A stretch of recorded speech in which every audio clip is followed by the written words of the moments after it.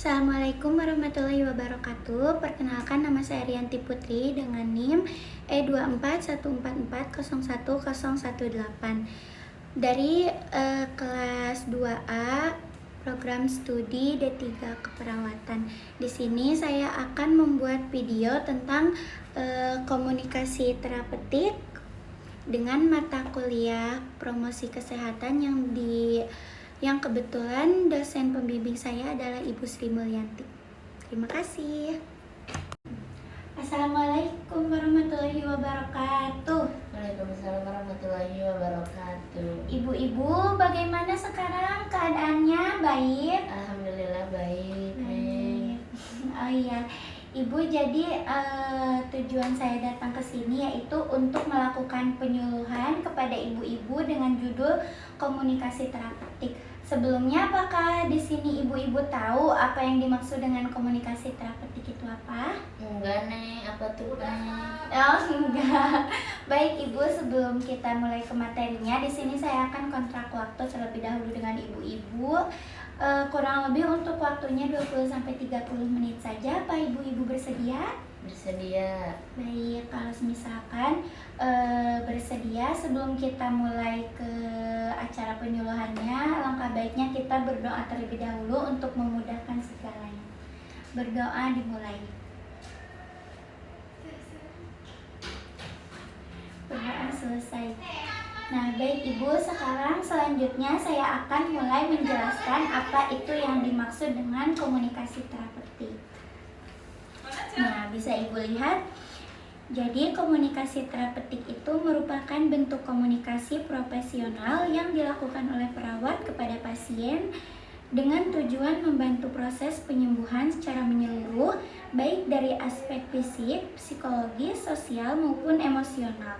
Komunikasi ini dilakukan secara sadar, terencana, dan memiliki tujuan yang jelas, yaitu meningkatkan kesehatan pasien serta membangun hubungan saling percaya antara perawat dan pasien. Ibu, apa cenah komunikasi terapeutik tuh? Bentuk komunikasi profesional, Ibu, dari perawat buat pasien. Nah, yang apa? Jadi Ibu ya, komunikasi terapeutik itu bukan cuma sekedar obrolan dari perawat kepada pasien. Jadi kayak ada tujuan untuk menyembuhkan. Komunikasi itu kan obrolan antara kedua belah pihak, dan terapeutik itu menyembuhkan. Jadi itu ya Bu yang dimaksud dengan komunikasi terapeutik. Nah, untuk tujuannya yaitu yang pertama, komunikasi terapeutik memiliki tujuan utama untuk membantu pasien dalam proses penyembuhan secara menyeluruh, baik dari aspek fisik, psikologi, sosial, maupun emosional. Secara umum, tujuan komunikasi terapeutik adalah membangun hubungan saling percaya atau trust antara perawat dan pasien. Hubungan ini sangat penting karena pasien yang merasa percaya akan lebih terbuka dalam menyampaikan keluhan, perasaan, maupun masalah yang dialaminya. Adapun untuk tahapan-tahapan komunikasi terapeutik, yang pertama ada tahap prainteraksi, yaitu mempersiapkan diri petugas seperti mempersiapkan mental, data pasien sebelum bertemu. Lalu tahap orientasi, yaitu perkenalan untuk membangun kepercayaan dan menyepakati kontrak waktu. Untuk tahap kerja di sini inti interaksinya yaitu melakukan tindakan medis atau tindakan diskusi mendalam. Lalu untuk tahap terminasinya mengevaluasi hasil tindakan, perasaan pasien, dan berpamitan. Nah, jadi Ibu ya, untuk tahap prainteraksi ini, jadi sebelum kita bertemu dengan pasien, kita tuh harus menyiapkan apa dulu sih? Yang pertama ya pasti mempersiapkan mental kita sebagai perawat ya. Nah, terus untuk tahap orientasinya tuh perkenalan. Maaf ya Bu, pirakue ya. Ibu-ibu kalau perawat misalkan mau melakukan tindakan kepada pasien, ujug-ujug udah nyuntik ya, pasti kayak ada basa-basi gitu ya, biar si pasiennya tuh kayak naon sih ini perawat teh gitu kan, gitu ya. Nah, lalu selanjutnya ada teknik. Nah, teknik komunikasi terapeutik itu juga bukan cuma kayak komunikasi doang gitu ya Bu. Jadi kayak mendengarkan aktif, empati, klasifikasi, refleksi, memberi informasi atau giving information, dan teknik tambahan dalam komunikasi terapeutik Adapun faktor yang mempengaruhi yaitu komunikasi terapeutik dalam praktik keperawatan tidak selalu berjalan optimal. Keberhasilannya dipengaruhi oleh berbagai faktor yang berasal dari perawat, pasien maupun lingkungan. Nah, misalkan faktor yang mempengaruhi komunikasi terapeutik itu dari sisi perawatnya ya Bu. Misalkan dari sisi perawatnya tuh dia tuh harus gimana sih gitu. Kayak harus sopan, soft spoken lah, harus kayak ramah banget gitu. Ya kalau misalkan si perawatnya judes gitu kan gak enak juga ya ke si pasiennya tuh, sehingga si pasiennya mungkin mikirnya kayak gak mau sama perawat ini mah gitu. Nah, lalu kepuasan pasien. Ada beberapa aspek yang mempengaruhi kepuasan pasien, antara lain kualitas pelayanan medis dan keperawatan yang baru saja saya jelaskan.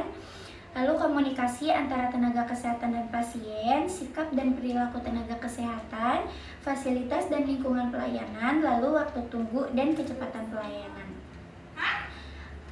Nah, lalu faktor kepuasan pasiennya antara lain ada kualitas pelayanan, komunikasi tenaga kerja, sikap dan perilaku perawat, fasilitas dan lingkungan rumah sakit, kecepatan dan ketepatan pelayanan, biaya pelayanan, harapan dan persepsi pasien, dan lain-lain. Nah, Ibu, mungkin itu ya yang bisa saya jelaskan tentang komunikasi terapeutik, karena waktunya sudah mepet dan Ibu-ibu juga pasti banyak melakukan kegiatan-kegiatan lain setelah ini. Ibu-ibu, sebelum saya akhiri, apa ada pertanyaan dari Ibu-ibu? Izin bertanya, Sus. Iya, boleh. Sus, apa sih tujuan dari komunikasi terapeutik untuk pasien? Terus, apakah itu penting komunikasi terapeutik bagi pasien dari perawat itu? Terima kasih. Baik, terima kasih pertanyaannya Ibu. Saya sangat menghargai pertanyaan Ibu.